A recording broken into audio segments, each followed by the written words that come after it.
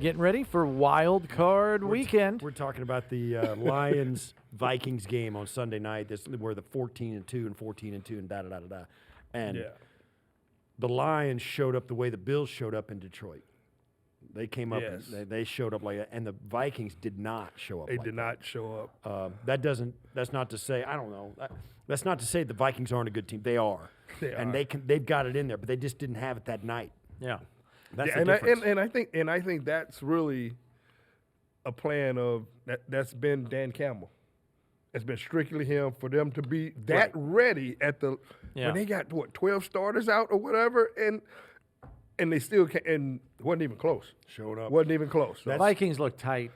They look tight. Yeah. Like Darnold was off. He wasn't hitting throws. I'll say that's the difference in those two teams. If they were 14-2 identical coming in, that's the difference between a regular season team and a playoff team. The playoff team showed up like Detroit did. Yeah, they did. Knowing that they're going to get an extra. That's playoff. That's playoff ready right there. Let me tell you, Dan Campbell was all week going like, hey, this game here, we get a week off. Yeah. So give me one more effort like this. And they did. Let me stay on the topic of the Lions here because there is some breaking news concerning the Jets and interview requests for their GM job. Chris Spielman, who right now is the executive assistant to Detroit ownership, Chris Spielman has been requested for a GM interview with the Jets. So he's been an assistant to ownership there in Detroit. You know, and obviously GM Brad Holmes, head coach Dan Campbell have built a hell of a roster. Spielman's been involved. Yeah. I know he's a former teammate of your guys because he came here late in his career to join you guys in the mid-'90s. What do you think about Spielman as an executive candidate? Well, he's done it before. Well, Rick Spielman, his brother, has. This is Chris. This is Chris. Yeah, this is two different guys. So, I mean, if I'm Chris, I'm sure I got to have gotten some notes from his brother, right? Over the year. You would think. He was in Minnesota for heck, he could bring his brother with him if he wanted to. Exactly. Yeah. So, but you know what, though? I respect Chris and Rick and everybody, but you know, it's just a mess over at the Jets, and I wouldn't even take it. I don't know if that's a job I want, right? I don't even know if that's a job I would like. It doesn't sound because you know that owner's a little too handsy. It doesn't sound like it's functioning smoothly in Florham Park. It really doesn't. And you really got to – it's as much about to me, if you've got a really good candidate who knows he's got to – like the guys that are coming from the Bills, they know they can come back to Buffalo and still work. Unless – it's more of those guys interviewing the Jets than it is the Jets interviewing these guys. Because you got to really decide if you want that job. If you're Chris Spielman, though. Wait a minute. We're sitting here talking like, hey, for the Buffalo Bills, this is awesome. Because all three teams are having problems right now. And we're the only stable one in the AFC East right now. Well, yes. And so we're going to get players here. Players are going to want to come here. We got everything structured. We're sitting right now to where, you know, these guys can make another run and win the division 5 more times in a row. Jets are also putting in a head coaching interview request for Steve Spagnuolo, defensive coordinator with the Chiefs. So they did that last time with Saleh. They got a defensive-minded guy. Thinking that would counteract the young quarterback that they had at the time. You know, all that stuff. I don't know. I mean, if you get the right guy, it doesn't matter where he came from. And it doesn't matter where he's the defensive guy or defensive guy or offensive guy, because those guys will come in with a plan, and they'll have a coordinator on a short list who they can get to nurture a young quarterback. But knowing Chris Spielman the way you guys do as a teammate, do you think he's GM material just with his brain as it applies to football? He's a smart dude. Yeah, very smart. Guy used to come back from the road game and head right over here to the stadium and watch film. Yeah. When all of us are probably somewhere else. He's also a little committed and over the line off his rocker. He's committed and he's committable. Yes. Boy, you're something. I mean, he was in it. He's going to give you a full effort. I know that. No doubt. No doubt about that. He's going to grind it for you. And a lot of owners like that. And whether it works or not is, we'll see. Whether he wants to take that job or not, if he wants to be thought of in those circles, he should take the interview, right? Just to kind of get his name out there, you would think. Yeah, exactly. Yeah, we'd definitely do that. Yeah. And come on, it's too big a job not to at least acknowledge that. Yeah, okay, I'll take. You give them take the interview, get a rep. Yes. Right. I mean, take the interview and see what it's about, and see if it interests you, and if you think you could do it. Right. And then if you do, it's like, as everybody wants to be the guy that saves them. I mean, good grief, you go in there and do that, turn that dumpster fire around, and you're the guy that now all of a sudden they're like Buffalo. They're win the division, win it again. All of a sudden, you write your own ticket. I just don't think that's going to happen with the ownership down there. It might not. I Might mean, not. that's the thing. That's why you got to ask a lot of questions when you're getting interviewed. Yeah. Moving on to this week's game, Thurm. What are your early thoughts about the Broncos? I mean, I'm sure you guys been talking about defense. Yep. That's pretty much what has gotten them to win 10 games. And if any other games they've been in that they lost, defense was a part of it too. So I think it's going to be – look, if you're looking at it on paper, we should win. We're favored by 8.5, 9 points or whatever. Yep, all of that. Yeah, all the stuff points toward us coming out of here with a 35-13 victory, right? But for me, it's like Sean Payton. He's been there before. Mm-hmm. He knows what – I mean, this is a guy who did an onside kick and started the second half in a Super Bowl, right? When he was with New Orleans. That is – and he told them he was going to do it, the officials. And so he told the broadcast crew he's going to do it. Right. And so, I think with him being that factor, that he's going to have his guys riled up no matter what. Okay, we have nothing to lose, right? But everything to gain. Mm-hmm. So it scares me a little bit because, I didn't think Bo Nix was going to be this good. This soon? This soon. Yeah, I thought it would take. Nobody thought he'd be this good, let alone this soon. Exactly. Right, And so, I think that's a factor there. I think with the offense, I think with whoever wins this game, especially the Bills on the Bills side, offense, defense, and special team, you're going to have to make a play right away. Yeah, I'll say this. Right away to get that crowd involved with it and everything because they rush the passer. Mm-hmm. But if they don't get there might be some lanes for Josh. So what I would do as an offensive coordinator, whatever, they get to the pass rusher, man, some screens, some draws, man, and just kind of really just work the whole angle because they have a really good defense with Patrick Surtain that can pretty much cover some guys up. I think the Bills go deeper into their toolbox on their skill guys than maybe the Broncos can go depth-wise. Yeah. So if you get down to your fourth option's better than theirs. In the defensive secondary, just because the Bills have done it that way. Yeah. I mean, that's the way it's shaken out. I think this stuff about Sean Payton being really, it kind of, pulling all the stops out. Right. Some people will say, it takes the lesser team has got to pull something like that off to do it. And Payton, his messaging to his team is we're not a lesser team. We're going for it, and they're not. We're going for it. Exactly. Those decisions will be made quickly when you're talking about with Sean, whether it's 4th down and 5. He's going to make that decision. That's right. Really, really quick. Yeah. And let me tell you something. Over the years, and ever since we've always had a problem with this type of 3-4 type of defense.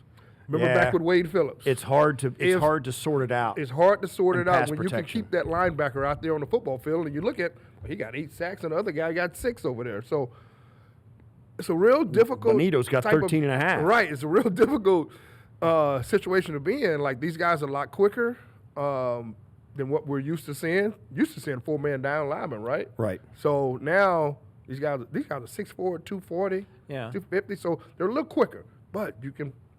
If we do what we're supposed to do, I think our offensive line can take care of it, though. So do you remember a time where you had to play like a high sack, pass pressure defense? And, do you recall like what the prevailing thoughts were going into the game? Was it about a screen and draw game, or was it something else that you guys just had to say, hey, let's just take care of this and run the football so they can't get in a long down and distance situation and take advantage of their pass rush? I think it was a whole bunch of stuff like that. Yeah. I can remember when you're saying that, I remember that AFC Championship game against Denver, and, it was always up at – I think I barely got 3 yards of carry because they had Dennis Smith and Steve Atwater up close.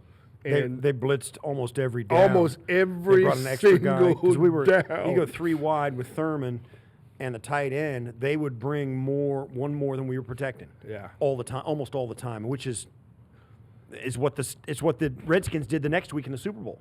Yeah. It's a good And- plan because you guys only scored 10 points. we didn't score any. We didn't We scored score any. 3. We scored Oh, that's 3 right. points. Carlton Carlton Bailey Bailey had had a touchdown. Yeah. So, Yeah, they kept so us that's completely how off the board.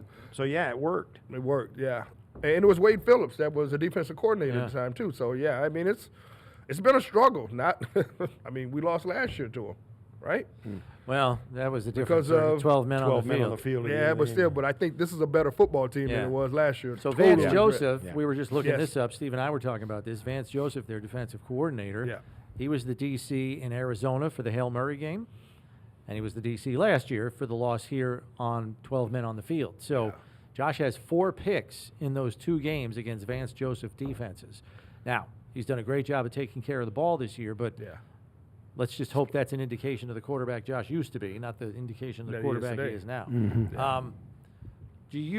So we've been asking our listeners today, Thurm, what player are you looking to step up in the postseason this year to kind of help this run go as deep as we all want to see it? Is there a guy that comes to mind on either side of the ball that you think really has to turn it up a couple of notches to kind of push this team over the cliff? I'm gonna go back where I originally started. Probably when I started talking about this year is Von Miller. I think Von needs to be that guy in every single game. He needs to make a couple of plays a quarter. I think it's Vaughn because He's only getting about 30 snaps yeah. a game. So when you have Vaughn out there, I guarantee you, he's pumped up about playing his former team. Remember last year, year before when he got hurt, Yeah. this front four was coming after the quarterback big time, and I think if Vaughn can have that sense of for urgency for the offensive line against Denver, I think it opens it up for everybody. Yeah. Hey, I'm looking for Ed Oliver to come out and have a great game. But it all starts with that front four. It all starts with Von Miller up front. Yeah, certainly defensively. That with a team having and a quarterback having the kind of year they are, certainly kind of the all eyes fall on the defense, kind of hold their end of the table up, and they have been really good at doing it by churning out turnovers. Yeah, and but that's one of the most unpredictable stats in the league, in the league and in the whole game. So we'll see if it happens. But I've liked what I've seen from Vaughn most of the year. He hasn't gotten home very much, right? But he does. He's been getting awfully close He's a getting lot. close and close. The ball has to come out. He's getting close where you're going like, oh, almost got Yeah, it. so that's the thing. The ball has to come out, or the quarterback has to pull it down and run it. So I don't think they've been ineffective, right. but the production just hasn't shown up on the stat sheet. Yeah. So I'm looking forward to it. I think we should really, it's going to be electric. No doubt about it. It's going to be one of those electric. games Yeah. you can feel it, man.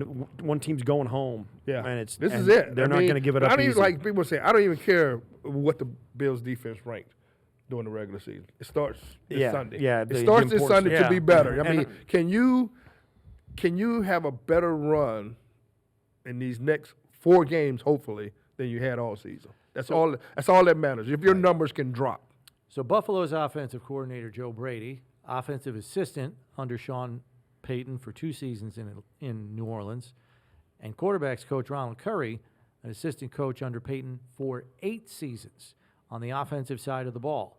Is there anything that they can lend to Buffalo's defensive staff about Payton and some of the ways he thinks about offensive football? And can you recall a time where any of your coaches ever helped one another out with a familiarity with an opposing coach? Can you guys remember? I think the only closest thing that we had was, and it was probably identical, was that our offense was we were probably playing the Colts when Ted Marshall Broder became the head coach. Gotcha. Because he implemented the Nick same. Nicolau was the OC. He implemented the same offense, Okay. which had led to Marshall Falk and all those guys. So I mean that's kind of the only time that I've ever think that it worked that I think way. some of that stuff, most of that stuff, we wouldn't have known about it anyway. They'd do that in the coaches' meetings and stuff, and they'd come out and tell us what they thought and what they were going to Right. do. Yeah. So we wouldn't be privy to what the coaches' conversations Well, Ronald with each Curry other. spent 8 years with this guy. Yeah. Some of that stuff's got to philosophy. Well, even so, the other assistant coach is going, "Hey, what do you think?" You know, and he's like, "Well, I think." You know, he would have some ideas. Yeah, he would have some. Yeah, ideas. so it would. Yes, those conversations. There's no it doubt. happened all the time. You don't leave any stones And unturned. Hey, we might sign somebody from Denver practice squad. You just never know. Well, and I would think too. I mean, let's not forget. I mean, Sean, as DC in Carolina, I mean, went against Peyton twice All a the year time, for 6 yeah. years. Yeah. I mean, there's 12 games. Look, So they different know each other. personnel, different Yeah. teams, and all Yeah. of that. But just going against them on game days that many times, right? That's got to, for both sides. Yeah, and I'll it's say got this to too. count Remember, for something. I remember early in his tenure here, Sean went up, and when they were just getting it together here, and they weren't very good. I think Josh may have been the quarterback. No, it's 2017. 2017 is their first Tyrod. year, and they came out and the Saints came up and beat them 41 to 47 to 10. 47-10. It was was it was an not at ugly that game. It was the ugliest game Yes. that first year. Yeah. And so Well, next to the Peterman 5-interception game the next week. Oh yeah. the Saints game was uglier because that was a total team. Well, Well, and they just Peterman got throwing picks. flat out run over. I mean, Right, the exactly. Saints ran for almost 300 You can yards. look. You in can that point at one guy on the team and say he threw 5 picks. The rest of them didn't get run over. Yeah. The Saints run over him, and then they played against him again at some point and beat him, I think, as well. So That was Thanksgiving, Yeah. 2021, down in New Orleans. Down in New Orleans. Yeah. And they also got third-string quarterback Trevor Siemian for the Right, Saints because right. the top 2 guys were out injured. Right, yeah. So that was probably not a fair fight. But, yeah, I mean, it's a long history between It these is, two it coaches, is. which I think makes the matchup even more interesting. Yeah. Because I don't know there's too many surprises you're going to be pulling off on the other guy. No. You know what I mean? Like, yeah. it's going to be, I know you and you know me. Let's go. And you know that I know you, Yeah. and I know that you know me. Yeah. Right. So, Thurman, you're calling for a fast start, which hasn't always happened this season. No. How much do you start biting the fingernails if there's a couple of 3-and-outs early? Yeah, I mean, you do. All depends on. Yeah, I mean, those 3-and-outs are so important. I mean, if we can get Bo Nix to go 3-and-out 3 of the first 4 times he has, I mean, I really like our chances then. That's the kind of Right. start that we need, you know. And for Sure. Josh, hey, look, it's yeah, obviously you doesn't want a even have to touchdown, be- but you want to be in a rhythm. You want to be in a rhythm, get a couple of first downs, you know, run the ball effectively, pass the ball like you've been doing or whatever, and just see, because you know the type of defense that you're going against. You know yeah. they're coming after you. So you might have to get the ball out quicker or whatever, but there's going to be some lanes in there where I think Josh can take advantage of. It's amazing, too, because you think about this. They go into Detroit, huge game. Everybody's watching and the defense gets a 3-and-out right out of the gate. Right out of in the gate, Detroit. yeah. And, man, it changed the whole It's like, ooh. Then they felt like, all right. Then it kind of built upon itself. So, it works both ways. Yeah, it does. It can crush you or it can build you up. They're going to be there on Sunday? Oh, absolutely. Okay. Oh, yeah. Have you made a jer- have you made a jersey? I canceled going to Reggie Jackson's golf tournament to be at this one. Wow. Yeah, There you go. exactly. You have a jersey decision yet, or are you still? No Not yet. jersey When do you usually decision, make yeah. that call? Sunday morning, or? Yeah, it's usually Sunday morning. Yeah, Okay. just have a little. Because I know you feel got in. about 50 of them. Oh so. yeah, I got about 50. I got some with guys' names on it. Not even here anymore. Yeah. But yeah, All right, I have a Thurman, jersey. thanks for the time. Enjoy the game on Sunday. Appreciate and, it. hopefully there are more games to discuss with you in the near future here. That's the Hall of Famer Thurman Thomas joining us here on One Bills Live.